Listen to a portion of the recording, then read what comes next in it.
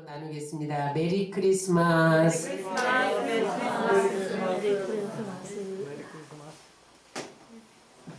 오늘 저는 이사야 9장 6절로 7절 말씀을 본문으로 해서 한 아기로 오신 메시아의 이름, 이와 같은 제목으로 은혜를 나누겠습니다. 크리스마스 추리는 어떻게 해서 유래되었느냐? 마틴 루터가 성탄절 전날 숲속을 산책했는데 그 숲속이 잣나무 숲속이었대요. 그래서 잣나무 숲속에 눈이 막 내렸는데 그 잣나무들의 별빛이 비친 거예요. 그래서 달빛도 비치고, 그래서 그 빛이 막 반사되는데 이를 보고 루터가 예수님의 빛이다, 진리의 빛이다. 그래서 그 잣나무를 꺾어다가 그 화분에다가 이렇게 심고 거기다가 촛불을 걸고 여러 가지 아름다운 장식을 해서 만든 것, 그것이 오늘날의 크리스마스 유래가 되었답니다. 추리의 유래가 되었답니다. 그래서 여러분, 우리가 이렇게 크리스마스 추리를 볼 때 아름답다 그런 것이 아니라 빛으로 오신 예수님, 진리의 빛으로 오셔서 이 어두운 세상을 밝히시는 예수님을 생각해야 된다는 거예요. 여러분, 매년 성탄절이 되면 한 해가 며칠 안 남았구나 그러면서 한 해를 돌아보게 돼요. 내가 계획했던 것 많았는데 실행하지 못한 것도 있었고, 하려고 애썼는데 안 돼서 후회할 것도 있고 그래요. 그런데 여러분, 지금 며칠 안 남았지만 이 시간에 우리가 다시 결단하는 시간을 가져야 돼요. 왜 계획했던 것을 실행하지 못했나? 내가 왜 이 일을 최선을 다해서 행하지 못했나? 그래서 그 후회하는 일들을 점점 줄여가야 돼요. 근데 여러분, 올해는 유난히도 코로나 때문에 고통스러운 한 해였어요. 그리고 온 세상이 침체되어서 거리를 나가도 캐롤송이 안 들리는 거예요. 사람들이 얼굴에 미소가 사라졌어요. 그러나 여러분, 이렇게 복잡하고 침체되고 어두운 세상 가운데서도 우리의 시선을 모을 수 있는 곳이 있습니다. 그것이 바로 이 땅에 오신 아기 예수님인 것을 믿으시기 바랍니다. 그래서 여러분, 성탄은 기쁨을 주는 계절이에요. 사람들에게 소망을 주는 계절이에요. 또 사랑을 나누는 계절이에요. 그래서 이 성탄절, 이 계절에 여러분들이 이 어두운 세상에 빛을 던지고 이 어두운 세상에 소망을 갖고 기쁨을 갖게 하는 여러분들 되시기를 주의 이름으로 축원합니다. 오늘 본문은 이사야가 예수님 오시기 700년 전에, 지금으로부터 2700년 전입니다. 700년 전에 메시아가 그분이 오실 텐데 그분은 본질적으로 이런 분이다. 그러면서 그 본질을 그 이름에 담아서 선포한 메시지입니다. 여러분, 이름에는 그 사람의 성품과 그 사람의 앞으로의 미래가 달려 있어요. 그래서 부모들이 이름을 지을 때 얘는 이런 사람이 되었으면 좋겠다, 그런 기대를 가지고 이름을 짓잖아요. 하나님이 이 땅에 보내실 예수님의 이름 속에 예수님이 행하실 일과 예수님의 본질을 담고 그 이름을 붙여주셨다는 거예요. 그런데 그 이름이 오늘 본문에 자세히 선포되어 있어요. 먼저 그 이름을 나누기 전에 오늘 예수님은 6절에 보니까 이는 한 아기가 우리에게 낳고 한 아들을 우리에게 주신 바 되었는데 한 아기로 오셨다는 거예요. 여러분, 예수님이 왜 어른으로 오지 않고 아기로 오셨을까요? 왜 아기로 오셨을까요? 여러분, 예수님은 천사의 모습으로 오지 않고 인간의 모습으로 오셨다는 거예요. 그런데 인간의 모습으로 오신 것뿐만 아니라 우리랑 똑같이 아기로 태어났다는 거예요. 100% 사람으로 태어났다는 거예요. 예수님은 100% 하나님이시지만 100% 사람이기도 한 것을 믿으시기 바랍니다. 그래서 아기로 오셔서 우리가 성장하고 발달하는 것처럼 예수님도 그 인간의 성장 발육 과정을 다 거치셨다는 거예요. 그래서 인간이 이 땅에서 체험하는 희노애락을 다 체험하셨다는 거예요. 왜 그렇게 하셨느냐?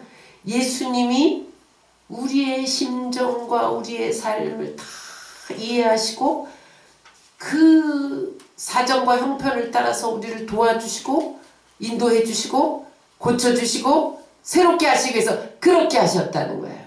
히브리서 4장 15절에는 예수님의 그 본질을 이렇게 설명합니다. 다 같이 읽겠습니다. 우리에게 있는 대제사장은 우리의 연약함을 채울하지 아니하는 자가 아니요 모든 일에 우리와 한결같이 시험을 받은 자라되 죄는 없으시느니라. 예수님이 그 아기로 와서 성장 과정을 통해서 인간의 연약함을 다 아셨다는 거예요. 그래서 예수님은 아기로 오셨어요.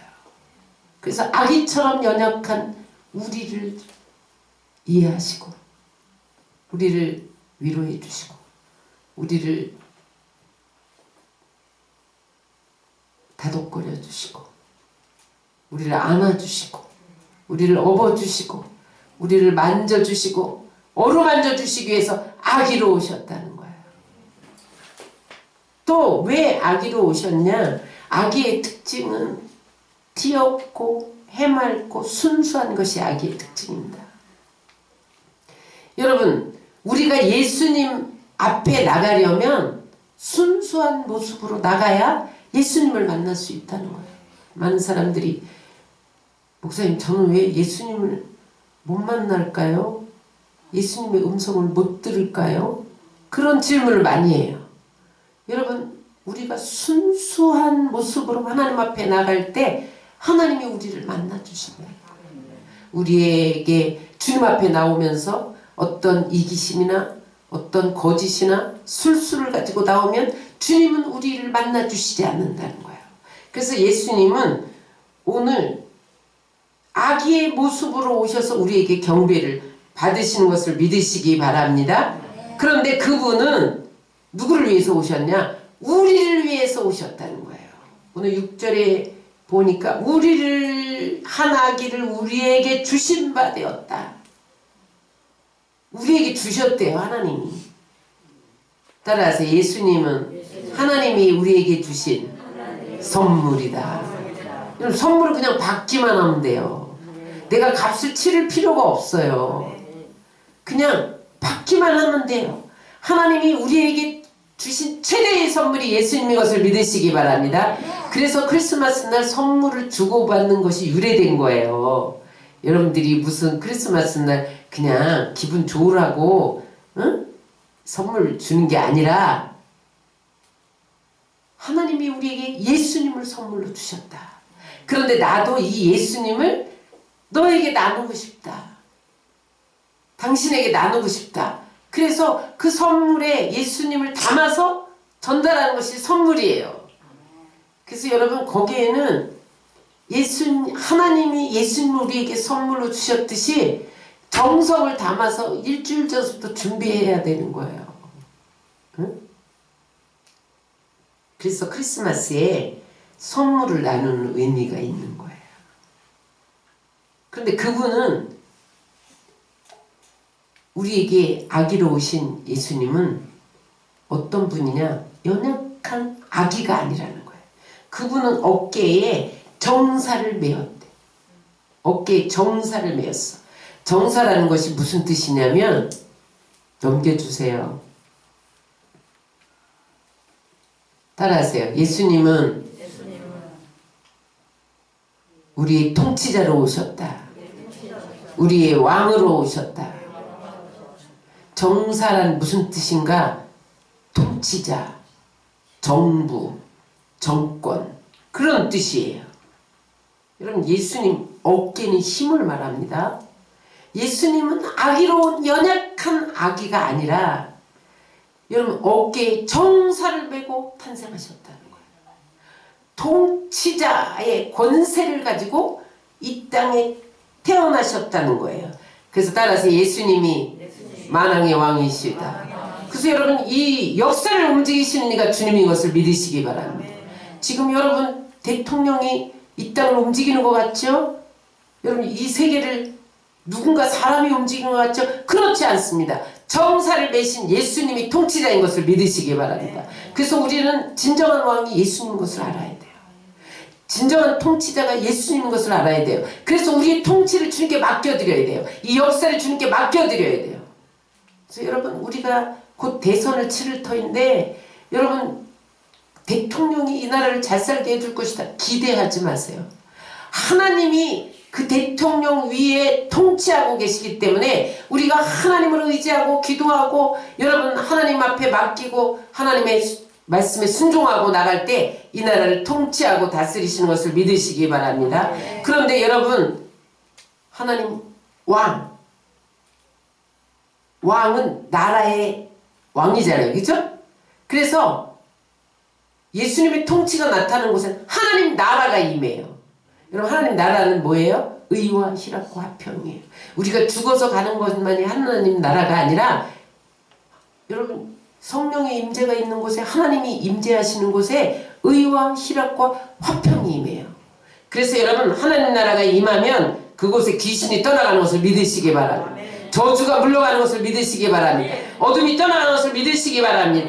질병이 떠나가는 걸 믿으시기 바랍니다. 그래서 의와 희락과 화평이 임하는 거예요. 그래서 여러분 하나님 나라가 임하면 거기 영혼이 잘 되고 범사가 잘 되고 강건하고 형통한 거예요. 왜 영혼이 잘된 같이 범사가 잘 되고 강건하지 않는가? 하나님 나라가 임하지 않아서 그래요. 이 나라에 하나님 나라가 임하면요 평화가 임해요. 기쁨이 임해요. 여러분 이 나라가 부흥해요. 잘 돼요. 번성해요. 우리 가정에 하나님 나라가 임하면 화평케 되어져요. 의의가 나타나요. 여러분 희락이 넘쳐나는 것을 믿으시기 바랍니다. 그 정사를 메고 통치자로 오신 그 이름 따라서 그 이름에는 본질이 들어있다. 예수님의 본질이 무엇이냐는 거예요. 여러분 예수님의 본질을 알아야 돼요. 따라하세요. 그 이름은 기묘자이다. 여러분 기묘자는 영어에 보니까 영어 성경에 보니까 원더풀이에요. 원더풀 놀랍다 그런 뜻이잖아요. 여러분 예수님이 우리에게 오시면 놀라운 일이 일어나는 것을 믿으시기 바랍니다. 이것은 그냥 일반적인 원리가 아니라 일반적인 원리와 분리되고 초월하는 놀라움, 기적과 같은 거예요. 여러분 예수님의 본질이 기묘자예요. 놀라운 분이에요. 그래서 여러분 그 생애를 바라보세요. 한번 돌아보세요. 예수님의 생애가 놀라웠어요. 여러분 예수님이 동정녀 마리아에게 태어난 것이 놀라운 일 아니에요? 어떻게 사람이 처녀에게서 태어났냐는 거죠. 놀라운 일이에요. 그래서 예수님 본질 자체가 놀라운 분이에요. 여러분 어떻게 죽었다 사람이 살아날 수가 있어요. 예수님 죽었다가 부활하셨잖아요. 그 생애가 놀라워요. 그 다음에 그의 가르침이 놀라웠다는 거예요. 자 마태복음 7장 28절 29절 읽겠습니다. 예수께서 이 말씀을 마치심에 무리들이 그 가르치심에 놀래니 이는 가르치는 것이 권세 있는 자와 같고 저희 서기관들과 같지 아니함일러라. 사람들이 예수님의 말씀을 듣고 깜짝 놀랐다는 거예요. 이 세상에서 발견할 수 없는 진리, 응? 그 가르침이 탁월해서 그냥 깨달아진 거예요. 예수님 본질이 원더풀이에요. 성품도 놀라웠어요. 마태복음 11장 29절 읽겠습니다. 나는 마음이 온유하고 겸손하니 나의 멍에를 메고 내게 배우라. 그러면 너희 마음이 쉼을 얻으리니. 예수님은요 화도 안 내셔. 욕해도 욕하지 않아. 발로 밟아도 밟힐 뿐이야. 어떻게 저렇게 온유하고 겸손할 수가 있어요? 이거 인간으로 놀랄 수밖에 없는 거죠. 그래서 사도 요한이 요한복음에 보면 3년 동안 예수님을 따라다녔잖아요. 3년 반 동안. 근데 그가 그 놀라움을 이렇게 표현했어요. 요한복음 1장 14절입니다. 말씀이 육신이 되어 우리 가운데 거하심에 우리가 그 영광을 보니 아버지의 독생자의 영광이요 은혜와 진리가 충만하더라. 다시 말하면 원더풀했다는 거예요. 너무 놀라웠다는 거예요. 인간으로는 상상할 수 없었다는 거예요. 그 신비로움을 어떻게 표현할 수가 없었다는 거예요. 그래서 예수님은 기묘자이십니다. 여러분 오늘도 여러분들이 기묘자이신 예수님과 동행하면 예수님과 늘 예수님을 영접하고 의지하면 여러분들 가운데 놀라운 기적이 일어나는 것을 믿으시기 바랍니다. 두 번째, 예수님의 이름은 모사예요. 카운슬러예요. 상담자예요. 그런데 여러분 성령님은 보혜사잖아요. 보혜사는 곁에 부름을 받은 자, 그런 뜻이 있어요. 파라클레토스. 내 곁에 늘 계신 분이 보혜사예요. 성령님이 내 곁에서 뭐 하세요? 상담해 주신단 말이에요. 내 문제를 해결해 주시고 내가 기도하면 그 기도를 들어서 응답해 주시고 길을 인도해 주시고 이렇게 가는 것이 좋다. 이렇게 가라. 그 길로 가면 안 된다. 이 길로 가야 된다. 그런 것을 가르쳐 상담해 주시는 분이 예수님이시라는 거예요. 그래서 여러분 우리가 때로는 인생을 살다 보면 혼돈스럽고 고통스럽고 방황할 때도 있고 이 길인지 저 길인지 모르고 또 내가 옳은 길인 줄 알고 갔는데 거기 가다가 막다른 골목에 이르기도 하고 그러잖아요. 그럴 때 여러분 모사 대신 하나님 앞에 카운셀링 하시기를 주의 이름으로 축원합니다. 상담해야 돼요. 그게 기도예요. 하나님 어떻게 하면 좋습니까? 내가 이런 어려움에 봉착했는데 어떻게 하면 좋겠습니까? 내가 박차고 나가려고 해도 안 되는데 하나님 어떻게 하면 좋겠습니까? 그러면 하나님이 가르쳐 주신다. 상담해 주신다는 거예요. 여러분 요한복음 4장에 보면 남편을 5명이나 바꿔도 만족하지 못하는 사마리아 여인이 이야기가 나옵니다. 그래서 이제는 세상 사람들이 다 상종을 안 해줘. 아니 저 여자가 남편을 5번이나 바꾸고 지금 6번째 남편과 살아가는데 저기 정상이야? 저건 정상이 아니야? 상종 못할 인간이야? 그래서 사람들이 다 왕따를 시켰어요.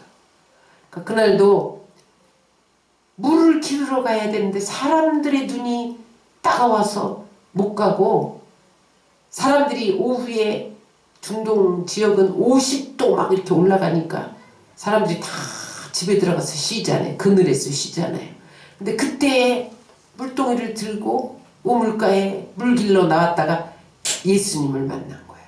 예수님이 그 여인을 만나려고 찾아가신 거예요. 그래서 예수님이 물 좀 달라. 그러니까 아니 유대인이 난 다 왕따인데 응?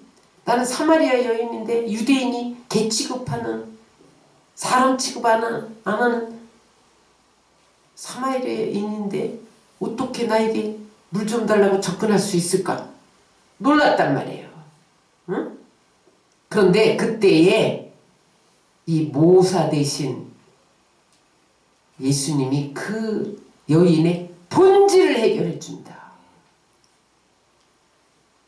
그래서 누구에게도 이해받지 못하고 위로받지 못하고 몸부림치고 살아가는 그 여인에게 인생의 해답을 주셔서 그가 그 이층까지 얻지 못한 해답을 얻고 물동이를 던져버리고 동네에 들어가서 내가 메시아를 만났다 증거하는 삶을 살게 됐다는 거예요. 여러분, 카운슬러이신 예수님을 만나면 우리 인생이 정리되는 것을 믿으시기 바랍니다. 인생이 복잡하게 얽혀있고 설켜있고 실타래같이 이 여인의 인생의 문제를 누가 풀어가겠어요. 그 여인은 남편을 자꾸 바꾸면 인생이 풀릴 줄 알았어요. 근데 바뀔수록 꼬이는 거예요. 여러분, 여러분들이 박차고 나가려고 하는데 풀려고 하는 문제가 자꾸 꼬입니까? 예수님 앞에 상담하라는 하나님의 쌓이는 것을 믿으시기 바랍니다. 하나님 앞에 가서 그 문제를 쏟아 놓아야 돼요. 마음을 쏟아 놓아야 돼요. 그러면 하나님께서 정리해 주세요. 이 복잡한 문제가 정리가 안 돼. 그런데 상담가를 찾아가서 여러분 상담하면 그 쫙 해결이 되잖아요. 아하, 깨닫게 된단 말이에요. 여러분, 그 가장 훌륭한 상담가가 예수님이세요. 그래서 그 본질이 상담가이시기 때문에 그분 앞에 나가기만 하면 우리 본질적인 문제가 해결되는 것을 믿으시기 바랍니다. 그 다음에 세 번째, 예수님의 본질적인 이름은 따라하세요. 전능하신 하나님, The Mighty God. 이 공동번역 현대어 성경에 보니까 용사이신 하나님, 용사이신 하나님 뭐예요? 우리를 위해 싸워주시는 하나님. 전쟁은 하나님께 속한 것을 믿으시기 바랍니다. 그러니 여러분, 용사이신 하나님이 싸워주신데 우리에게 승리가 있잖아요. 그래서 여러분, 전능하신 하나님이신 예수님을 의지하면 우리가 싸울 필요가 없어요. 주님이 대신 싸워주신다는 거예요. 다윗이 여러분 도저히 자기 힘으로 이스라엘 군대의 힘으로도 물리칠 수 없었던 골리앗을 만군의 여호와의 이름으로 물리친 것을 믿으시기 바랍니다. 아멘. 전능하신 하나님. 이 세상에 여러분 얼마나 악하고 얼마나 거짓되고 얼마나 탐욕적이고 얼마나 속임수가 많은지 우리의 힘으로는 이길 수가 없어요. 왜냐면 그 배후가 사단이잖아요. 이 세상 임금은 마귀잖아요. 여러분, 사단은요 거짓의 압이잖아요. 속임수의 왕이잖아요. 바알세불이잖아요. 그래서 여러분, 우리의 힘으로는요 이길 재간이 없어. 또 거짓말하고 또 속이고 또 거짓말하고 또 속이고, 이게 마귀가 하는 짓이거든요. 근데 여러분, 이것과 싸워서 우리가 이길 수가 없어요. 그러나 여러분, 전능하신 하나님을 의지하면 거짓이 물러가고 여러분 모든 악함이 떠나가고 어둠이 떠나가고 이기게 하시는 것을 믿으시기 바랍니다. 골리앗은 사단을 상징해요. 그가 다윗이 만군의 야훼 이름으로 갈 때 사단을 때려 눕혔다는 거죠. 여러분, 그래서 우리가 전능하신 하나님을 의지해야 돼요. 그 하나님이 얼마나 전능하세요? 무에서 유를 창조하셨잖아요. 말씀 한마디로 빛이 있어라. 빛이 그냥 생겨났어. 전능하신 하나님. 못할 게 전혀 없어요. 죽은 나서라야 살아나라? 살아났잖아요. 죽은 자를 살리신 하나님이 전능하신 하나님인 것을 믿으시기 바랍니다. 여러분, 그 전능하신 하나님이 에스겔 골짜기에 마른 뼈들을 일어나서 군대가 되게 하셨어요. 아브라함 100세가 돼서 아이를 낳을 수 없는 사라에게도 생산 능력이 다 끊긴 그 하나님이 전능하신 하나님으로 역사하니까 이삭을 낳았잖아요. 100세에. 여러분, 그 전능하신 하나님 무리를 걸어오시고 또 베드로를 물을 걷게 하시고 여러분 못할 일이 전혀 없으신 것을 믿으시기 바랍니다. 그래서 여러분, 이 성탄절에 본질적으로 전능하신 하나님을 만나세요. 여러분 생애에 놀라운 승리가 있을 것을 믿으시기 바랍니다. 마지막 네 번째, 영존하시는 하나님. 따라하세요. 영존하시는 아버지. 에버레스팅 파더예요. 영원히 변함없는 아버지. 야, 하나님이 아버지인데 왜 또 예수님을 아버지라고 그러냐? 여러분, 여기 아버지는 부성적인, 다시 말하면 뭐냐면 아들이 태어나서 자립할 때까지 의식주를 해결해 주시는 아버지, 공급자, 그런 뜻이 있어요. 여러분, 지금 우리 은혜가 학교를 다니는데 엄마가 이렇게 보니까 얘가 신발이 떨어졌네.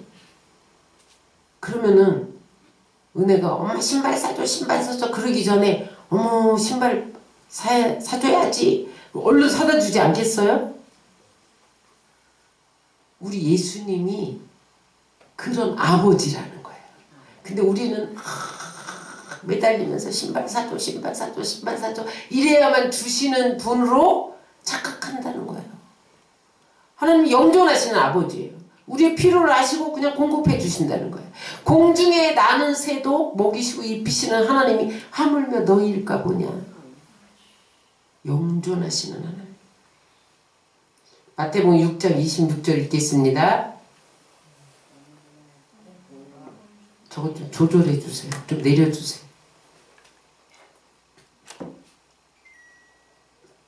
6장 26절 시작. 공중의 새를 보라. 심지도 않고 거두지도 않고 창고에 모아들이지 아니하되 너희 하늘 아버지께서 기르시나니 너희는 이것들보다 귀하지 아니하냐. 천지 만물을 다스리는 하나님이 너희 먹고 입을 것을 주시지 않겠느냐. 우리의 공급자라는 거예요. 그 하나님은 우리와 세상 끝날까지 함께 하신다는 거예요. 마태복음 28장 20절 시작. 볼지어다 내가 세상 끝날까지 너희와 항상 함께 있으리라. 언제까지냐? 죽을 때까지. 시편 48편 14절입니다. 이 하나님은 영원히 우리 하나님이시니 그가 우리를 죽을 때까지 인도하시리로다. 여러분 우리 아버지가 대통령이면 여러분들이 아버지 대통령이 다 맡기면 다 해결돼요. 우리 아버지가 만약에 빌 게이츠라면 돈 걱정하겠어요 여러분? 안 하죠? 우리 아버지가 허준이라면 여러분 질병 걱정하겠어요? 그런데 우리 아버지는 빌 게이츠보다 여러분 바이든 대통령보다 허준 의사보다 더 뛰어난 영존하신 아버지인 것을 믿으시기 바랍니다. 그래서 여러분 우리가 병들 때 고쳐주시고 우리의 먹고 마시는 필요를 공급해 주시고 여러분 우리를 일일이 돌보시는 우리의 아버지인 것을 이 성탄절에 여러분 이 아버지를 만나시고 이 아버지를 의지하기로 결단하시기를 주의 이름으로 축원합니다. 그래서 여러분 우리는 염려하지 않아도 돼요. 응? 우리 아버지가 영존하신 아버지니까. 다섯 번째로 따라하세요. 평강의 왕, 평화의 왕자, 프린스 오브 피스라는 거예요. 평화의 왕이야. 평화의 왕.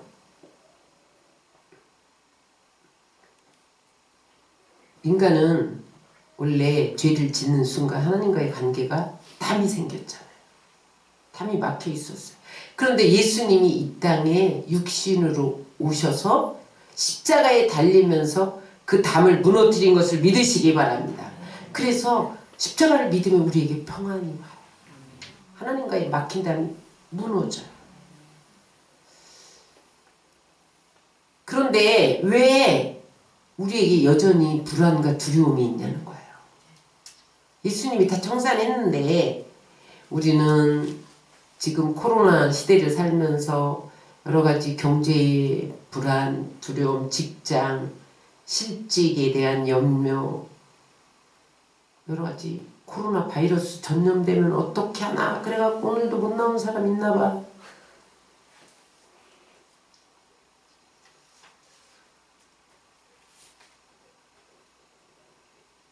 그런데 여러분 세상이 주는 평안은 일시적이에요. 백신 맞으면 다 치료된대. 그 조금 든든하긴 해. 근데 여러분 또 백신 맞은 사람이 또 감염된 걸 보면 또 불안해. 그래서 이 세상 평안은요 일시적이야. 그런데 여기에 하나님이 주시는 평안은 세상 것과 같지 않아요. 초월적이야. 환경을 초월해요. 그래서 여러분 우리가 예수님을 구주로 영접하고 예수님과 동행하기로 결단하고 의지하고 나가면 세상에 줄 수 없는 평안을 주셔서 우리가 우울증에 안 걸려요. 요즘에는요 젊은 세대들이 공황장애에 걸리는 애들이 그렇게 많아요. 크리스찬 예외가 아니에요. 여러분 신학생들이 공황장애가 있어요. 왜 그래요? 마음에 불안과 두려움이 있는 거예요. 우울증에 그렇게 시달려요. 청년들이. 정신분열로 시달려요. 세상 사람들은 어떻겠어요? 크리스찬들이 그런데. 그러나 여러분 그때에 평강의 왕으로 오신 예수님을 영접해야 돼요. 그분께 맡겨야 돼요. 요한복음 14장 27절 그분이 주는 평안은 어떤 평안이냐 시작 평안을 너희에게 끼치노니 곧 나의 평안을 너희에게 주노라 내가 너희에게 주는 것은 세상이 주는 것 같이 아니하리니 너희는 마음에 근심도 말고 두려워하지도 말라. 예수님이 우리의 마음을 평강으로 사로잡아 주시면 우왕좌왕하지 않아요. 여러분 길이 보여요. 그리고 여러분 평강을 잃어버리면요 마음이 천리를 돌아다녀요. 천지를 헤매요. 그러니 아무것도 할 수 없죠. 여러분 때때로 우리에게 두려움과 불안이 찾아올 때 평강의 왕으로 오신 예수님을 의지하시길 주의 이름으로 축원합니다. 그래서 여러분 이 메시아 이 이름 속에 그분이 이 땅에 오셔서 하실 일이 다 들어있는 거예요. 그분 자체가 우리에게 어떤 본질적인 의미가 있다는 것을 말해주고 있어요. 여러분 예수님이 우리 가운데 오시면 기묘자로 오셨기 때문에 놀라운 일이 일어납니다. 모사로 오셨기 때문에 우리의 카운슬러가 되시기 때문에 우리 인생의 복잡한 문제가 정리되는 거예요. 그분은 전능하시기 때문에 우리에게 승리를 주세요. 영존하는 아버지, 아저씨가 아니라 아버지라니까요. 아저씨는 우리에게 관심이 없어요. 이웃집 아저씨는. 그러나 우리 아버지는 관심이 있으세요. 우리의 필요, 뭘 먹을까 입을까 여러분 챙겨주시는 분이 우리 예수님이세요. 그분은 우리에게 이 불안하고 두렵고 어두운 세상에 평화를 주시는 분이에요. 여러분 오늘 왜 이 성탄절에 불신자도 1년에 한 번은 성탄절날 선물 받으러 나가는데 여러분 왜 못 옵니까? 불안한 거예요. 코로나 때문에 불안한 거예요. 오미크론이 미축을 구해서 발생했다니까 두려운 거예요. 10배로 빠르다니까 두려운 거예요. 여러분 그러나 여러분들이 하나님이 주시는 평강이 있으면 환경을 초월하게 되는 것을 믿으시기 바랍니다. 불안하면 아무것도 못해요. 실패해요. 그래서 그분이 오셔서 다스리시는 통치자잖아요. 그 나라는 어떤 나라냐? 9장 7절입니다. 시작. 그 정서와 평강의 덤이 무궁하며 시작. 그 정사와 평강의 더함이 무궁하며 또 다윗 위에 앉아서 그 나라를 굳게 세우고 지금 이후 영원토록 공평과 정의로 그것을 보존하실 것이라. 만군의 여호와의 열심히 이를 이루심이라. 기묘자여 모사여 전능하신 하나님이여 영존하시는 아버지 그리고 평강의 하나님이 다스리시는 나라는 공평이 이루어지고 정의로 다스려지고 그 다음에 그의 나라는 영원할 거래요. 여러분 예수님이 지금 오셔서 공의로 다스리시고 공평으로 다스리시는 것을 믿으시기 바랍니다. 그런데 왜 완전한 평강이 이루어지지 않을까요? 여전히 불안하고 두려울까요? 우리가 지금 전염병 때문에 불안하잖아요. 두렵잖아요. 왜 그럴까요? 이 악의 세력이 완전히 제거되지 않아서 그래요. 사탄이 이 임금이 세상 임금이 마귀인데 완전히 제거되지 않았기 때문에 그들이 계속 우리 옆에서 불안을 줘요. 두려움을 줘요. 염려를 줘요. 걱정을 줘요. 여러분 이건 사단이 속이는 거예요. 그걸 물리쳐야 돼요. 그러나 이제 세 번째 성탄절이 남아있어요. 그때는 이 세계가 완전한 공평과 정의로 다스려지는 것을 믿으시기 바랍니다. 그때는요 사단의 세력을 결박해서 무적행에 집어넣으셔. 그러니까 사단이 없어져. 우린 천년왕국으로 들어가. 사단은 무적행에 가도. 그러니까 이 땅에 불의와 부정과 두려움과 어둠과 근심이 사라지는 거예요. 그래서 여러분 주님과 우리가 더불어 영원히 왕노릇하게 되는 것을 믿으시기 바랍니다. 그래서 여러분 마지막 크리스마스는 완전한 공평과 정의가 이루어질 거예요. 우리는 오늘 첫 번째 크리스마스에 예수님 이름의 본질을 살펴보면서 그분이 우리에게 어떻게 행하시고 그분은 어떤 일을 이루시며 그분을 선물로 받은 자는 어떻게 살아간다는 것을 나눴습니다. 그런데 이제 우리는 그렇게 첫 번째 오신 예수님이 이런 본질적인 기묘자여 모사여 전능하신 하나님의 영존하신 아버지여 평강의 왕으로 역사하셨던 것처럼 다시 오실 예수님이 완전한 공의와 공평을 이루실 것을 믿고 소망해야 돼요.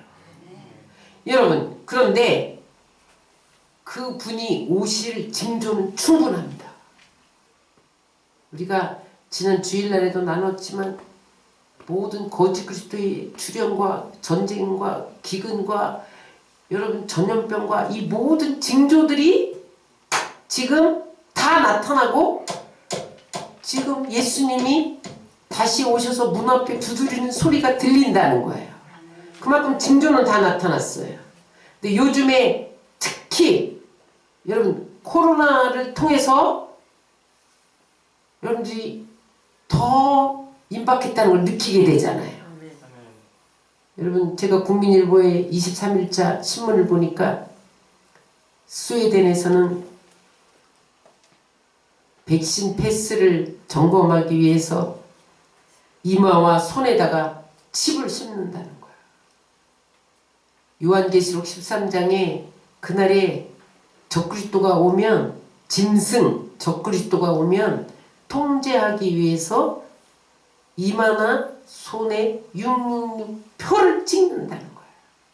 그 표를 안 받는 자는 경제활동을 할 수 없다는 거예요. 물건을 사고 팔 수 없다는 거예요. 왕이나 종이나 높은 자나 낮은 자나 그 표를 받지 않은 자는 누구를 막론하고 물건을 사고 팔 수 없고 경제활동을 할 수 없어서 죽게 된다는 거예요. 그러니까 죽지 않으려고 666표를 다 받게 된다는 거예요.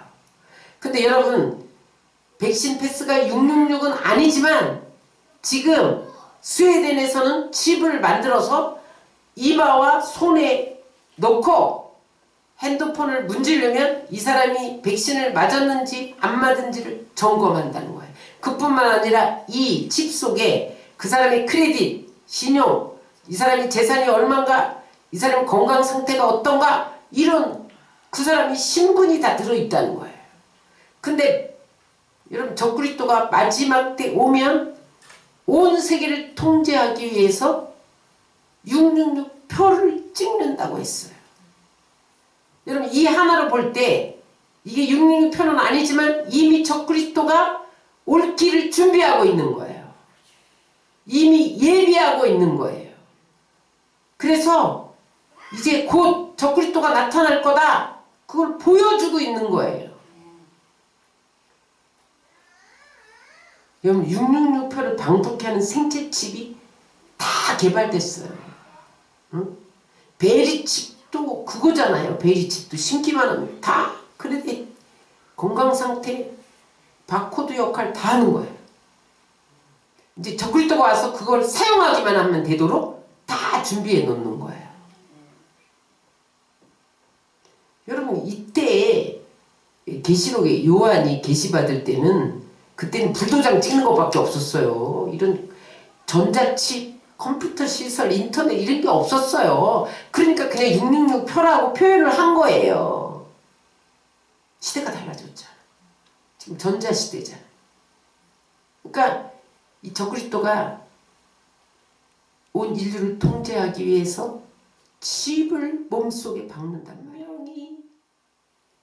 요한이 본 666표는 그 시대 가장 첨단의 과학입니다. 그래서 여러분 이제 전쟁과 기근과 거짓 선지자의 출현은 다 이루어졌고 이제 666표 받을 날만 남았는데 그것이 이미 세상에 준비되고 있다는 거예요.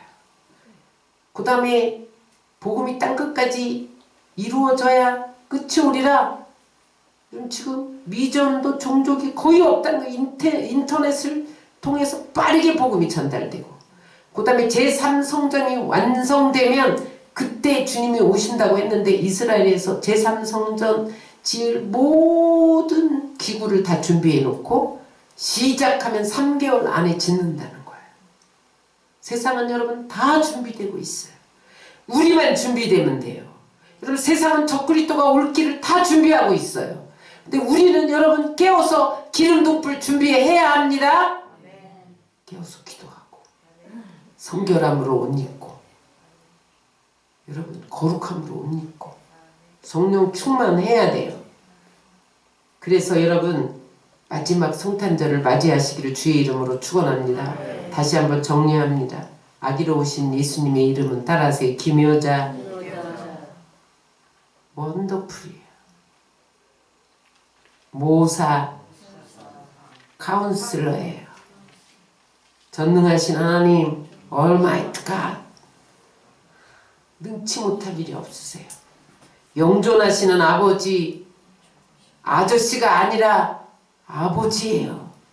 자식을 책임져 주시는 아버지. 평강의 왕. 여러분 불안하고 두려우세요? 평강의 왕을 의지하세요. 여러분 그 본질적인 그분이 오신 날이 메리 크리스마스입니다. 이 성탄절에 이 예수님을 여러분 왕으로 모셔야 돼요. 정사로 오셨잖아요. 여러분 통치자로 왔는데 왜 인간을 왕으로 모시고 여러분 예수님을 왕으로 모시지 않기 때문에 우리가 그 놀라운 기적과 인생의 문제 해결과 공급과 이런 것들을 받지 못하는 거예요. 여러분들 중심에 왕으로 모시면 하나님의 놀라운 기적이 일어날 줄 믿습니다. 여러분 복잡한 모든 문제가 해결될 줄 믿습니다. 승리가 전능하신 하나님으로 승리가 넘쳐날 줄 믿습니다. 하나님의 평강이 넘쳐나시기를 주의 이름으로 축원합니다.